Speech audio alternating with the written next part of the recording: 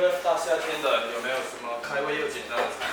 来做一道好看又好吃又营养的简单小炒。准备一点五花肉切成薄片，胡萝卜切成鳞片，山药把它切成鳞片，再来点泡发的木耳，去湿的荷兰豆。碗里来加一点盐、胡椒粉、少许鸡粉、一点香油、少许生粉，加一点水调匀化开。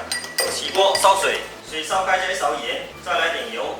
先把蔬菜焯一下水，煮开1分钟，把它倒出来。这个切得很薄，很容易熟的。冲一下凉水。锅烧热下油，先滑一下锅，再把油倒出来，让锅吃进去油，再把五花肉倒进去。五花肉要炸出油，这样炒出来才香。咱这个五花肉是带皮的，多翻炒几下，避免它噼噼啪啪的喷油。两包五片，看懂没？想什么？撒一点油，滋润一下。快点炒，拿温水的搅拌。热小年啊，下包啊！随着猪肉就来一杯我们的鸭子汤，是不是？有腻，吃了又想不看。这是广告。炒到五花肉下包，来把菜倒进去，快速翻炒，来把调好的芡汁打下去，出锅。